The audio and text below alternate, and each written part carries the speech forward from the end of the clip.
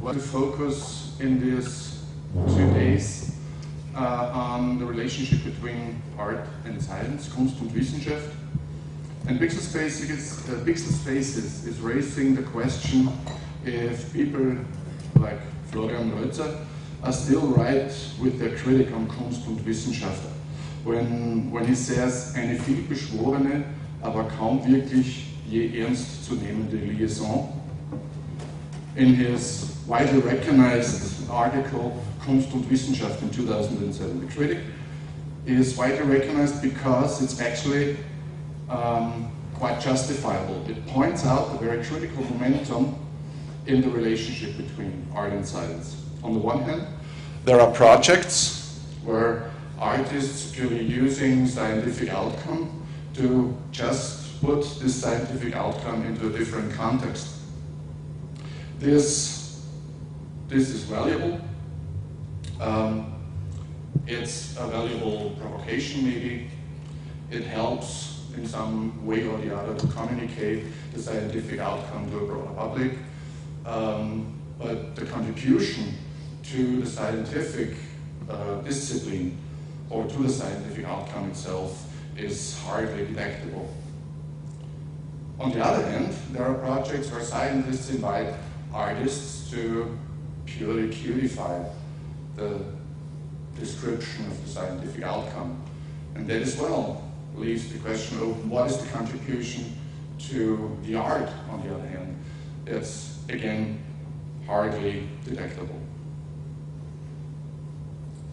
There's no direct input from art to science in a way that science would profit on its own research topic directly from an artistic outcome as contribution from art to science. So this is in almost too short words the critic, the nexus, the core of the critic. Even though this critic is justifiable and is profound in its elaboration, it is backwards oriented only. It is looking at projects that are already existing and judging the status quo. Sure, this is a little bit trivial, but scientifically spoken, the fact that the results of a limited amount of measurements are identical does not prove that the results will be the same on the next measurement. So looking at the future, actually, the projects to come, the relationship between art and science and its potential to be profitable for each other is actually what the Future Lab's interested in.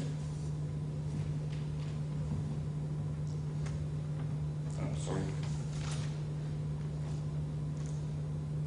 And it's the potential that makes Pixelspaces 2011 bringing up the topic of this interrelationship, the co-production of art, science, and society. It's obvious the interest in science on the art field is growing and vice versa. And if it's not obvious to you, after these 2 days, it will be obvious. It's also true that the rather young discipline of science and technology studies is monitoring a shift in the relationship between science and society. They amalgamate, as Ulrike Feld says in her publication Living in Nano Worlds, about the co-production of nano and society. If this relation of science and society is changing in a way that the scientific outcome is broadly discussed in public, even prior to the appearance of the scientific outcome, then the researcher all of a sudden is confronted with a public, non-scientific audience, which the researcher never had to deal with before. Scientific research is to be performed in front of an audience, especially when it comes to public funding. This is one of the challenges contemporary science and research is facing, doing research in front of an untrained audience. Helga Norton, one of the most prominent researchers in the field of science and technology studies, proposes transdisciplinarity in research as a model that would take this challenge into consideration. In transdisciplinary research, Norton says the inclusion of the non-scientific person concerned by the object of research is fundamental. Include the amateur to the research process with an active role. This is only one important, but only one point of the definition of transdisciplinary research. But at this point, information technology, especially the subdivision of human-computer interfaces, fulfills this one point of the definition. The untrained user is, at least when it comes to usability, a necessary. And the untrained user is, at least somehow, an active part in the research process. Much like the recipient, actually, in interactive art is already part of the artistic process. So if a transdisciplinary approach is required to master the challenge of modern science, maybe the quite successful way technoscience has found into society can be a model to be looked at and to learn from. Not only technological development, but also technological innovation in the form of applied research, at least, is happening in our society, like social communities, the open source in general, the fab at home, etc., etc., etc.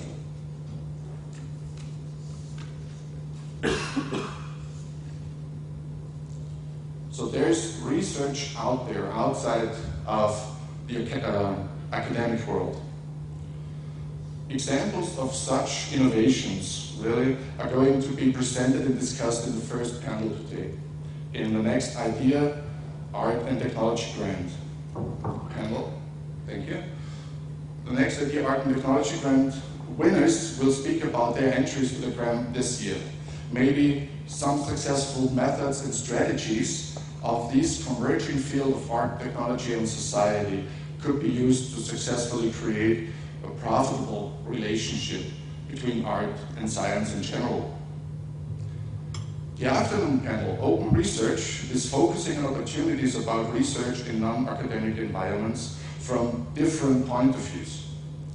The topics range from fundraising of non-institutionalized innovations to academic initiatives to reach out from the academic world into our society. Not driven by educational motivation, actually, but actually to gain relevant input for the science, for the scientific process from the untrained user. And the panel will end with an idea about risks and potentials for the future of this intersection of science and society. There's another important topic when it comes to the integration of art and science that is heavily discussed in the last few years. Loads of books have flooded the market, and they all deal with the topic of artistic research. The fact that there is not a clear definition of artistic research generally agreed upon might even force some more publications in the near future on that point. Creative Collisions on Sunday morning will describe what is going on and what will go on internationally when it comes to collaboration of art and science. Representatives of institutions that are or will be running such creative collisions will give us an insight of their specific approach. As well as the Future Lab together with CERN will run an artist in residence program, the Ars Electronica Collide at CERN, which will be announced in a shared press conference today at 2 o'clock. Well, this is actually a work order for CERN and for the Future Lab to really work on that potential of the combination of art and science. And you're all invited actually to participate in that call. It's an open call, and for entries you probably look up www.aec.at, so our homepage, /collide, and you'll find details there. In Restricting the Stage, we will discuss an actual project of artistic research at the Future Lab, Stage of Participation, which started this year and will run over the next 3 years. Together with Klaus Obermeier, the Future Lab has set up this project. This panel is focusing on the quest of new participative forms of stage-based performance based on scientific methods and strategies that will be imported or implanted into the artistic process. Pixelspaces 2011 tries to look at a very challenging, but at the same time promising visionary future, new trends in science and art, new collaboration forms in art and science, new forms of production, and also new competitions. Only the one-hand musical instrument project is such a new competition. The Only Trust Drake Music in England and Ars Electronica will start a new competition, not a residency program, but an open research award. The only competition is looking for the most inspiring, most useful in terms of musical quality, most useful musical instruments for one-armed people. In the first year, we are looking for the most promising ideas, concepts, prototypes, and the first 3 ideas, judged by a jury, will be awarded with a quite serious prize money. And the winner of the competition, like one of those 3, will receive a 20,000 euro grant from the Only Trust to realize the idea and produce it. The call is open, it means everybody can participate in the competition. Researchers, students groups, media activists, artists. Comment here, Stephen Harrington, explain the details of the challenge and understand the big opportunity that a small but clever idea could open up for one-armed musicians. There'll be a micro performance by Joe Paradiso as well, so make sure you don't miss it. In the festival Origin, CERN is the main partner of the Ars Electronica. The festival is just a starting point of a further 3 years collaboration. And I want to thank CERN and especially Ariane Köck for opening this opportunity of collaboration to the Future Lab. CERN's the world's biggest research initiative, but even more, it is the world's biggest peace project. All contributing nations, even if single members don't collaborate politically, are contributing to one single goal, that is to take the next step in particle physics. CERN proves that it is possible that mankind collaboratively across all political, ethical, national borders is able to walk together towards the future. CERN, besides all its outstanding research relevance, scientific relevance, to me is a symbol of humankind's hope, really. Billions of investments, thousands of scientists, vivid exchange across the globe, all involvement for one single goal, that is to expand humankind's knowledge about the universe we live in and we're made of, hoping to find the so-called Higgs particle. CERN is a model that proves, yes, of course, hope is expensive, but I can't see anything worthier than hope to invest in. If you think hope is expensive, try ignorance, one could say.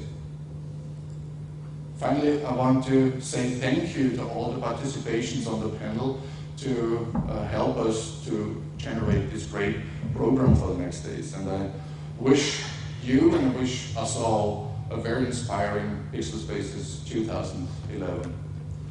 I will hand out the microphone to Bernhard Böhm, your host for the first panel.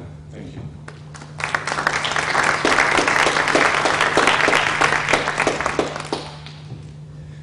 Okay, hello everybody, and also thanks from me for joining the first day of the Pixelspaces Symposium 2011.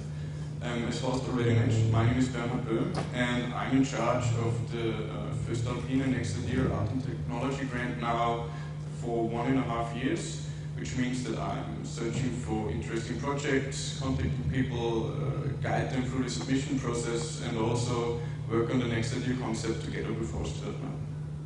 And today, together with my colleague Roland Reiter, I'm going to moderate this whole panel.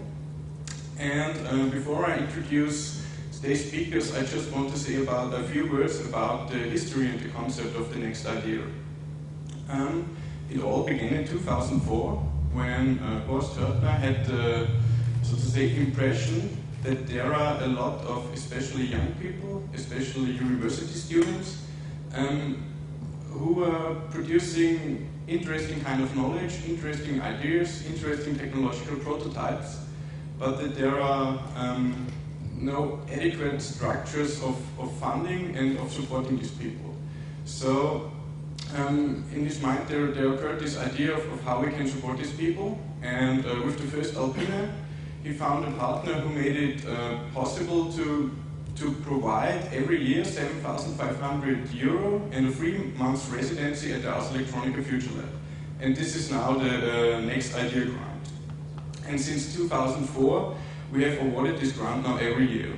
But in the history of this grant, there were also changes. So after the first couple of years, we realized that there are not only students producing this kind of ideas, but there are people from various different social contexts of all ages who are producing this or who are having this kind of ideas and producing this kind of prototypes and interesting knowledge outside of already institutionalized frameworks like universities or like R&D departments. So the age limit was abolished and the grant is now open for everyone. But the next question is now, what distinguishes an idea from a next idea, or in other words, what's the concept of the next idea? So first of all, it has to be said, an idea is more really a general concept, and it's almost impossible to judge objective about an idea and about the best idea. So to deal with this problem, we are inviting every year a jury in the context of the Ars Electronica. We try to get 5 people together with different backgrounds, with different professions, coming from art, coming from economies, coming from technology, from natural science, from social science. And the duty of these people is to select one winning project, and this winning project receives the next idea grant and at least 2 honorary mentions. And yeah, in general, that's it. The only thing that we are giving these jury members is a kind of a guideline, and this guideline contains out of 3 criteria. And these criteria are the relevance for the creative community in art, technology and society, the artistic and or technological innovativeness of the content, and the originality and significance of the idea. And this year we especially drew attention to the question, do the people argue their idea in a concrete local social context? Do they think about the consequences of the idea and the possible actions may be prompted by this idea? And so in general that's a very abstract thing, but that's the concept of the next idea. So we want to keep this grant open for really every kind of prototype or approach. And if someone is asking me, I always say that for me a next idea is something like a surprising answer to the questions of our time, and a surprising answer who is opening up new approaches, new questions, new theories, but also new ways in how we can take action. And yeah, now I'm very happy to introduce you to the first project who is fulfilling all of these criteria in an outstanding way. And I'm very happy to welcome Gerald Rubino here from the Blah Blah Blah Labs. His project is called Haberland, and it's a kind of, I would say, mixture between technological and ecological system, working as a food vending machine and producing something like algae dumplings. And so, yeah, Gerald, I want to ask you to come here.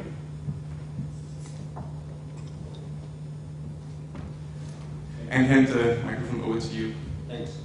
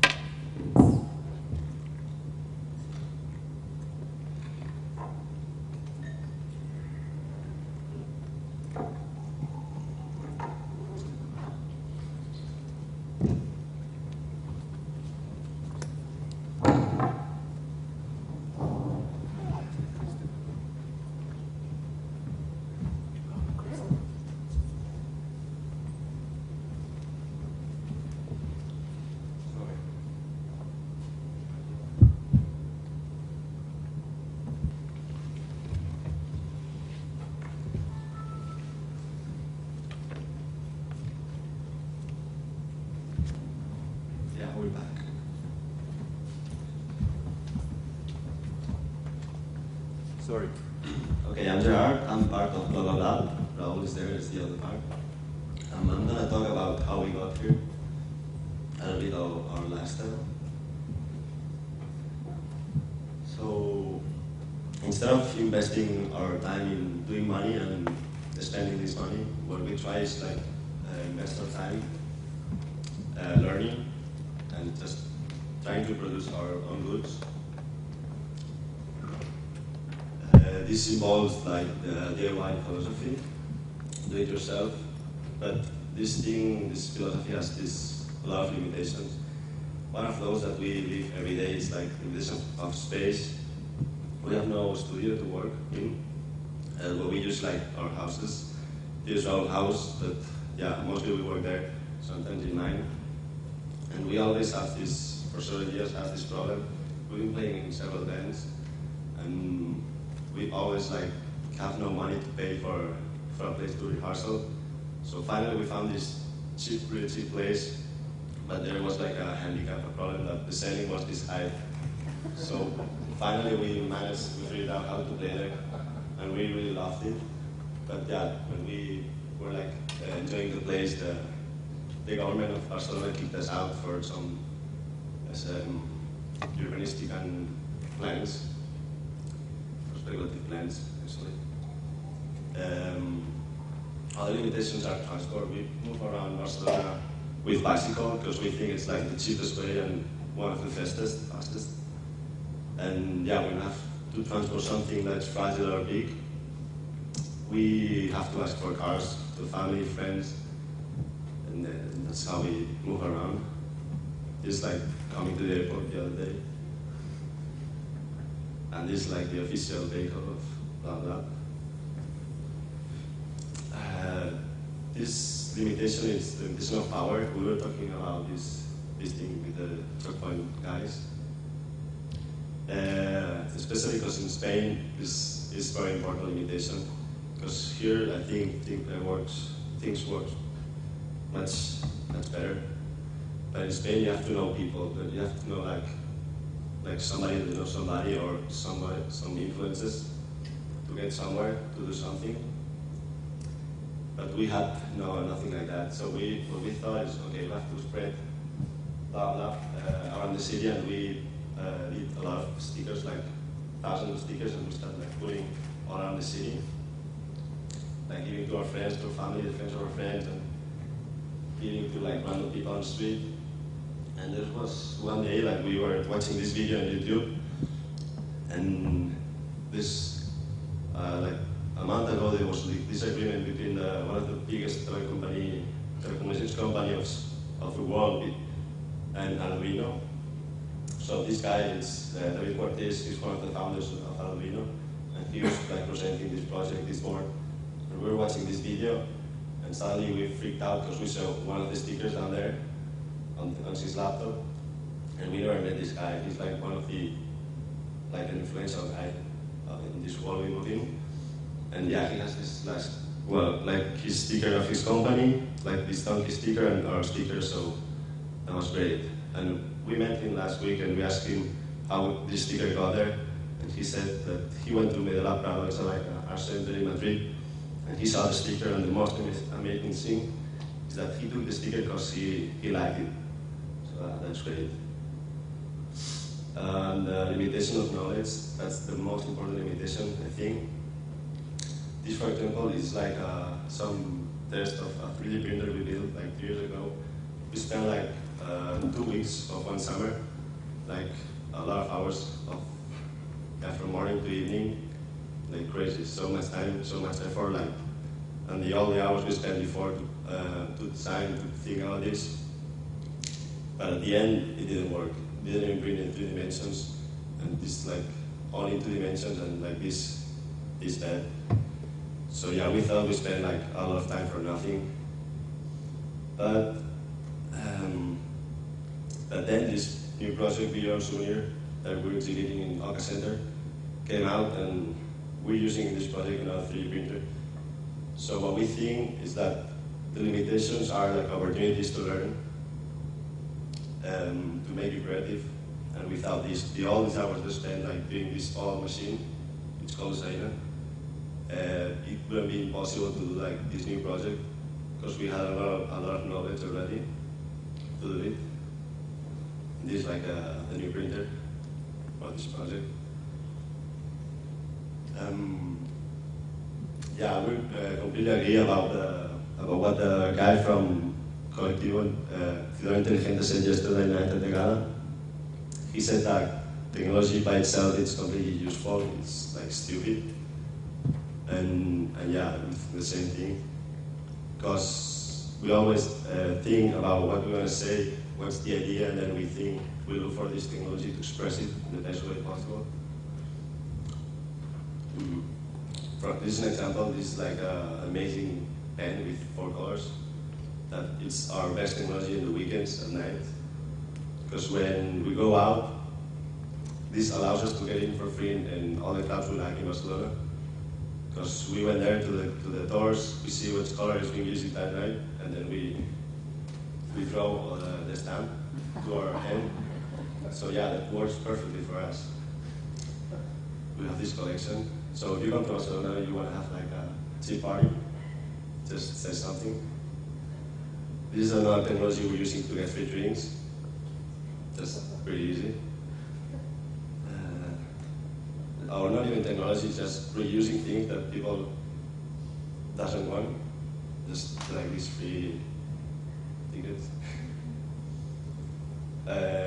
Okay. Haberland was a project made by 3 people. It's Raul, me, and another guy in Barcelona. It's Triam Back. Me and Triam are vegan. That means like we don't eat or use anything coming from animals. Well, I'm something like that actually. And yeah, we were like Raul like 2 weeks ago in Barcelona at night, and we saw this box full of food, of meat, and we ate it. And that's kind of the idea that's behind Haberland, because for us it's just like a waste of resources, of food and of energy. And yeah, we enjoyed it. It was delicious, by the way. Yeah, and this is a machine. Yeah, it's all about the idea behind this technology. It's very complicated, but it's not so complicated. And this thing that's behind the machine, it's not beer, it's what comes after, it's urine. And we use this thing to feed the algae that's in the machine. We see this like a perfect ecosystem, because we feed the algae and algae feeds us, and it's like a loop forever.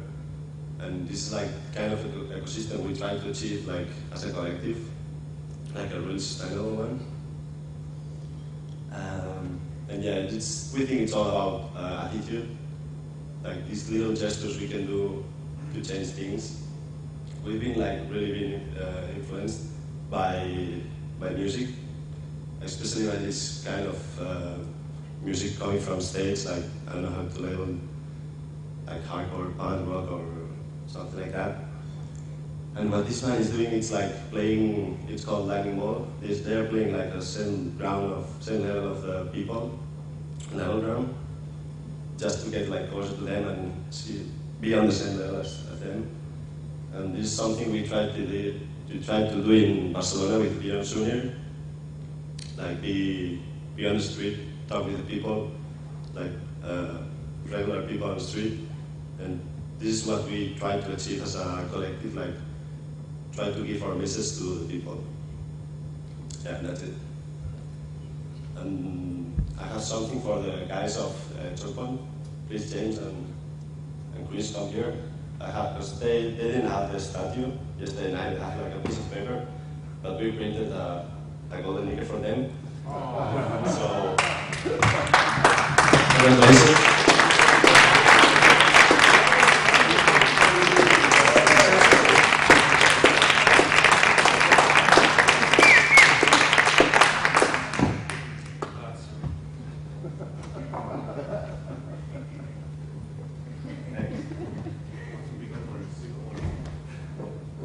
Okay, thank you.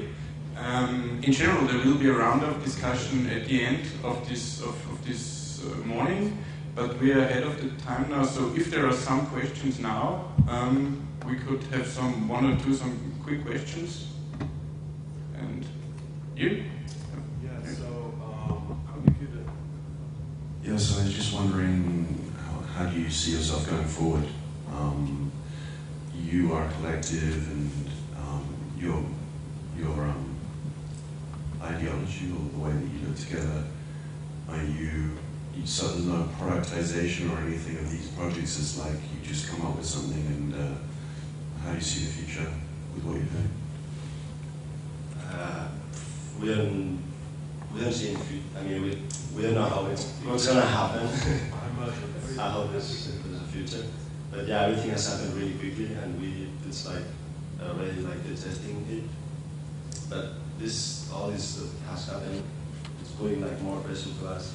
But I think it's like instead of being a limitation, it's like an opportunity to make like things even better. And yeah, that's it. That's the path we want to try to be on, like doing the things, trying to do the things better. And that's it. Thanks. My question is about the algae and the urine. Is that presented in your mind as a kind of provocation and an idea, or were you actually developing something that could potentially be sustainable technology that would generate food that someone would actually eat? Would someone get sick if they ate the algae over in the building that has been soaking in the urine in that tank? Well, as a part of the collective, I think I can answer that. We are not developing this technology. This technology has been out there for many, many years. It's actually an algae that French anthropologists discovered in the 70s in Chad, in Africa, but it's been used for probably thousands of years. So it's nothing new, actually. It's just something that you could use, but that it's also like interesting for us to bring into visibility, because I would say that it's highly endangered by this how you would say, food industry. Yeah. So it's very it's not a provocation, but probably like a way of explaining that things can be done in another way, and that actually food production and food control is not so difficult at all. Can I put the same question in a slightly different way? Yeah. Have you guys eaten the algae? Yeah, we tried. What's it taste like? It's like seaweed, like really salty. Yeah. The thing is that we could feed this with like chemicals, but we prefer to do it with urine because yeah, it's cheaper and it's easier and it's better for this ecosystem we're trying to build. And yeah, this algae is like eating our waste, so it's perfect. They were like breathing CO2, so what we don't need, they need, and vice versa. And this makes this perfect. It's like somehow it's like a representation of what a more ecological production and consumption cycle could be. Because if you feed them with chemicals, you can do that actually, but you know, they come from petroleum, and then your pee goes to the sea, and so it's a waste of. And I think it represents very well what's going on nowadays, right? In terms of many things, not only energy and goods. I have a question too. I saw that this is like a great concept because it's a vending machine which produces its own product. Do you see any market for that too? Maybe in a different context? Well, I don't wanna. I too good. Well, the idea, one of the first ideas of the machine is that you can replicate it actually. So it's built with very cheap components. The whole machine was 600 euros, and shipping it to Austria and back it's going to be like 700 euros. So that I think talks a lot about how things were done. And maybe it's a bit expensive because we scavenge some parts, like some power supply and some motors from the street that you can actually get for free because somebody's throwing this part, and so the energy put into fabricating the motors and stuff, it's gone because they're probably recycled into metal, the best. So no, it's not at all about selling machines. It's about letting people know that even if they live in a city, there are ways for sure. Like we just found one in a creative way, but for sure there are ways that you can start to consume in a kilometer zero. I don't know if everybody knows what it means, but this is I would say like a meter zero food consumption.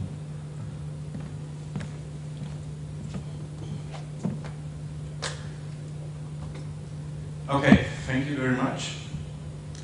So the next project is the Kiwi Light project, and in the program it says that Elisabeth Otenero is going to speak here, but due to organizational matters she was not able to come. But I'm very happy to introduce to you Res Wirtz. He's from Switzerland, and he's he's the co-founder of Solar Africa, and he's one of the main persons behind this project. He also developed this kind of solar lamp. And I'm going to introduce to you now because the project is I would say in the first way it's around a solar lamp, and it's about this solar lamp in the context of a slum in Nairobi, where it provides light to people who have no access to electricity, and offering these people a kind of option to build these lamps on their own, and offering them a way of developing a business on their own. And this is called the Kiwi Light project, and I'm very happy to introduce to you Res Wirtz from Solar Africa, one of the partners of this project, and yeah, he's gonna speak to us and describe it in detail.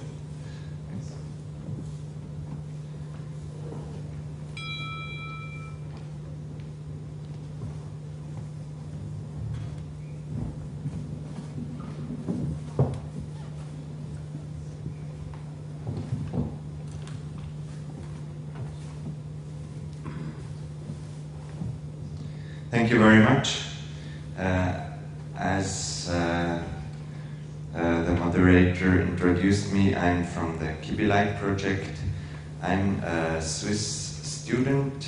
Initially, I made an apprenticeship as a carpenter, and after that, already during that time, I started as a volunteer in the environmental organization of Greenpeace. There, I got first contacts with solar energy.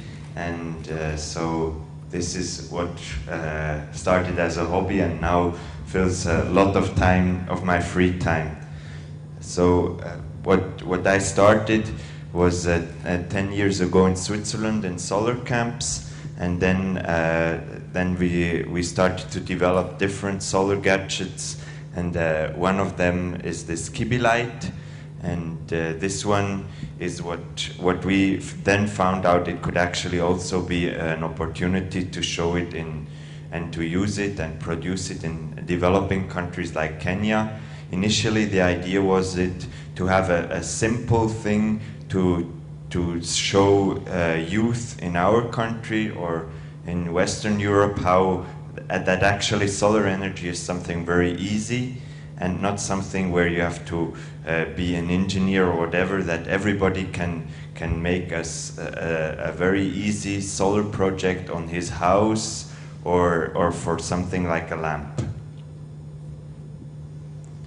So the present situation in Kenya, the 90% of the Kenyan population is without a grid connection. This is the big opportunity for solar power. Then there you don't need to have a grid. As you can produce it decentralized on each house what he needs, or in a small community. Then the kerosene prices are rising there. For example, we calculated that when you buy this lamp, even though it is quite expensive, the amortization time, when you don't have to buy fuel, is around 6 to 9 months. What is not very long when you think that a product like this can live several years. What is very important is the environmental and the healthy aspect. Kerosene lamps produce the fumes and only a very poor light. So we showed in the countryside to some children which have to do homework in the evening, and they have this kind of, we know them I think here as well, the glass, they are called safari lamps. They are these glass lamps with petroleum inside, which produce this yellow light which is not very bright, and so we showed the children our kibi light. I'm sorry. And this one, of course, now with this light, it doesn't seem to be very bright, but at least if you put it to the ceiling, you can light a room which for African use, it is already very bright. I mean, for us, we are used to light like here, then it's not very bright, of course. But when you compare it to the safari lamp, it is quite bright. Then the security aspect, as you already said to us, it is the project started in Kibera, that's the slum in Nairobi, and there the security is very, very bad. And especially if children, they have to go out of their houses, or not really houses, more some kind of box with sheets or carton or whatever. They have to go out to the toilet by night. And it's dangerous for them that somebody can rob them or kill them or whatever. So when they have a light, they have some kind of security. Then what is very important, dry cell batteries. In here we have a accumulator like in a mobile phone. So dry cell batteries are very expensive, and I could see these ones which they have in Kenya especially, they are very low quality, and sometimes they last 2-3 hours and then it's out. So here we have the advantage that the lamp, when you charge it in Africa for about 3-4 hours, in Europe 1 day, and then you can use it 5-6 hours, and you can use it every day again, and just the batteries, they will last 3 to 5 years. So that means already like this, it's again an environmental question. All these batteries, the old dry cell batteries, they throw them anywhere in the bush. And when they have accumulators, they last much longer. And in our project, we tell the people to come and buy them when they once will need new batteries. They will come and get them in our places in Kenya, and then at the same time they can give back the old ones. We are also thinking about giving them money back for the old ones, that they really want to come and get them at our place, the new ones. The idea was to preserve the environment and save the costs. That's the initial idea. And then, as I said, the health situation is much better. Then the students, as I said, the light. In Africa, you have from 6 in the morning to 6 in the evening, you have day. And from 6 in the evening to 6 in the morning, you have night. Because Kenya is just at the equator. That means students, when they want to learn in the evening, they need light. There's no other way. And if they don't, if they have to buy all this kerosene, it's not a good thing for the family. Then, as I mentioned in the beginning, in Switzerland we use the lamp for workshops about solar energy. And what our idea is, as the costs, this lamp is somehow invented by us, so we don't use standard components, especially the panel. They made it for us, so it's quite expensive. And we are now, as this is the main problem, the costs, we are now trying to sell them in Europe and in Switzerland, where people have more money, to sell them at a much higher price than what we actually need to cover our costs, but then we can subsidize the lamps in Kenya. So here on the slide, you see what the components are. These are 20 components of the lamp, and they are all. If one is broken, you can replace it. Just one. That's the big advantage when you compare it to other lamps, which you just buy when they are broken. Normally, you have to throw them away.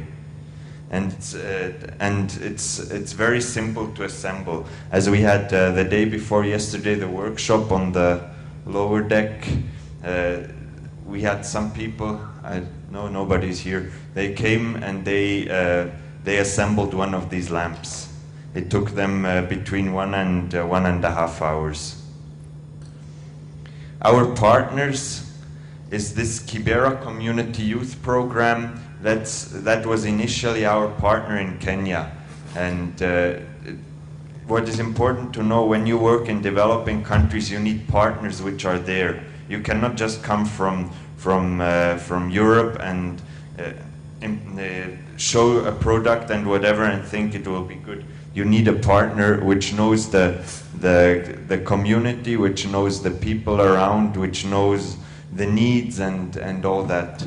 Then in Switzerland, I think everybody of you will know Greenpeace. It's a big environmental organization, and they have one part that's called Youth Support Center, and there they promote projects with young people. Then Megasol is a Swiss solar company, and the boss of Megasol and me together, we created this lamp. Then what now is quite a new cooperation is with the World Organization of Scouts movement. The Scouts, they have all over the world their bases, and like this, it's very easy. When you are once in, you can spread it to all the countries. Something about the past activities. I've been 3 times to Kenya to train youths in the Kibera slum. And this was twice in 2009 and once in 2010. We did first the training, and after that we had an interesting project to go to maybe you know, one of the grandmothers of Obama, the President Obama.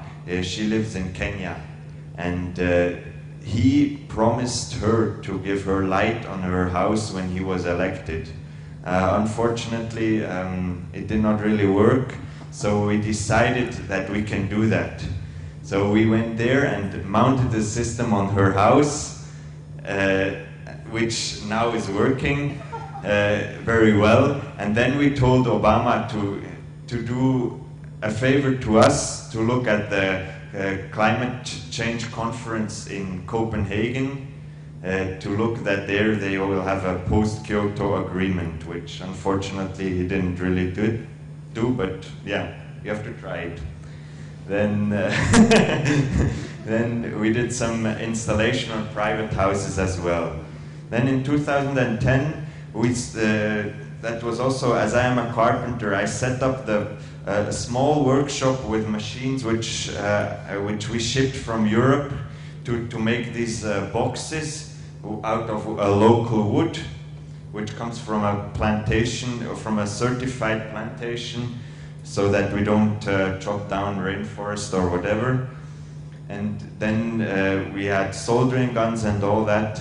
And so it was very interesting for me to train really people. These were unemployed people. They did not have any education in electronics or woodwork, to train them to produce this lamp. Now, what is very nice, now we have every month, they send us 100 lamps to Switzerland, which we can sell.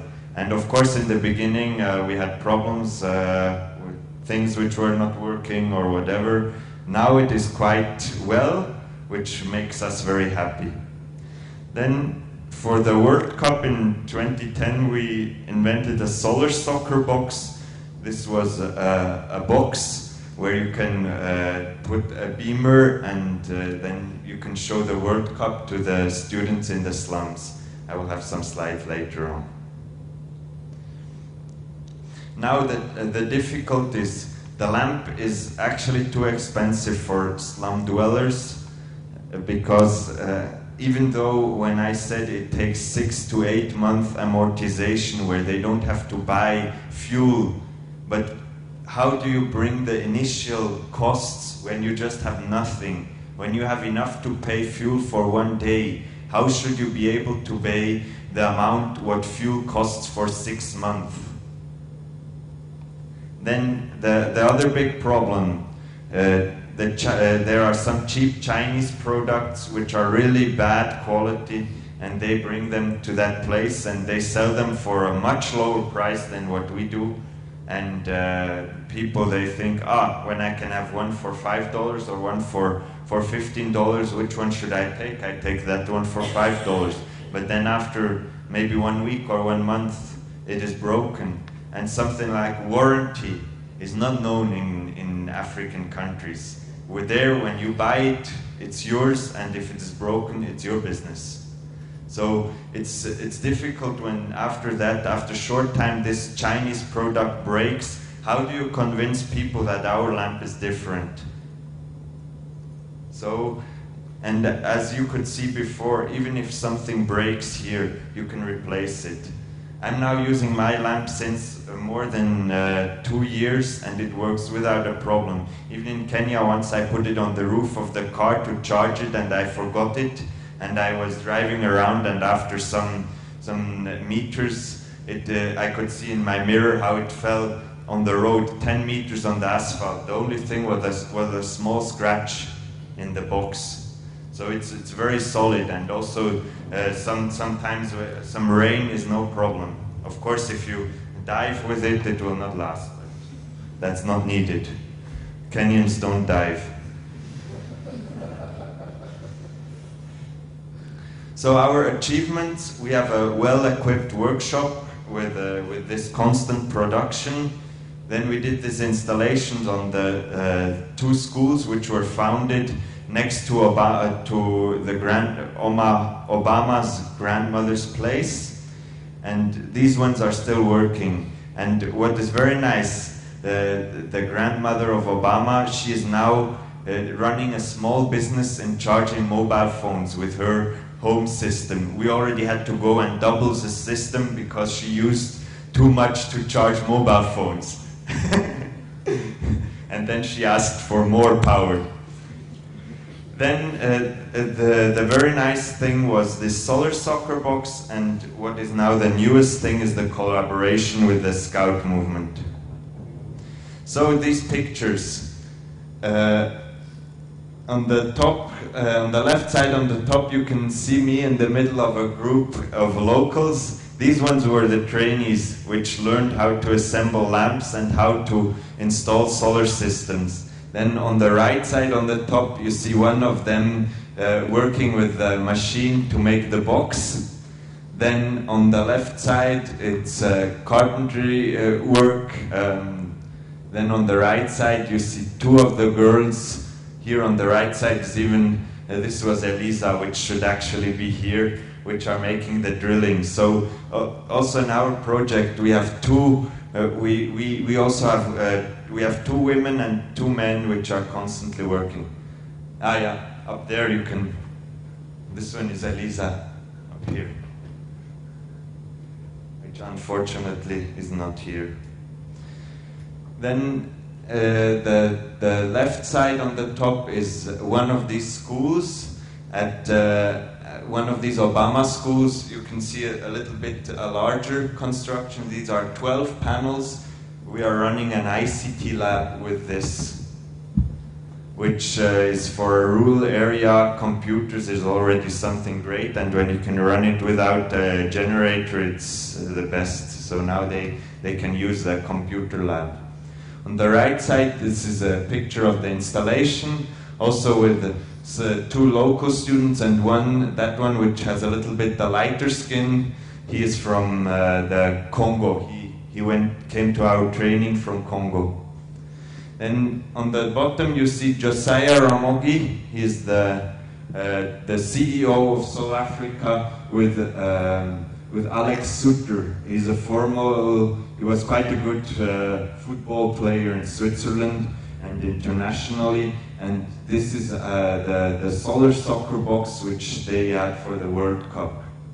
And on the right side, on the bottom, we have the two students in a scout camp assembling a lamp. So our further perspectives are solarizing schools. This is what we would like to start now, to go to rural areas and put solar installations to light classrooms for the students, that not just individuals have light, also whole communities and classes. And then continuous solar workshops in this kind with the lamps in the scout camp in Nairobi. Thanks a lot for listening to my presentation. And these students, they say bye-bye, all with one of these Kibi lights.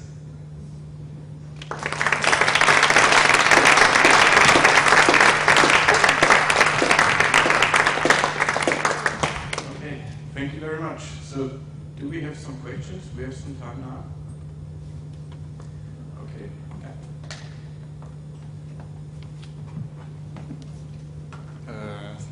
Really interesting and a nice presentation. I'm just wondering, where do you sell these products in Europe, and for how much? We are selling them now. South Africa is doing the shipment. So soulafrica.ch, see it here on my shirt, and you can also come and ask me later on. We sell them as self-assembling sets, like we use them for workshops, and as finished lamps, like I showed it here. And we sell them in Switzerland for 99 Swiss francs, and that's at the moment around 80, 85 euros. But you can come and contact me later on, and yes, I will let you have one. Okay, thanks.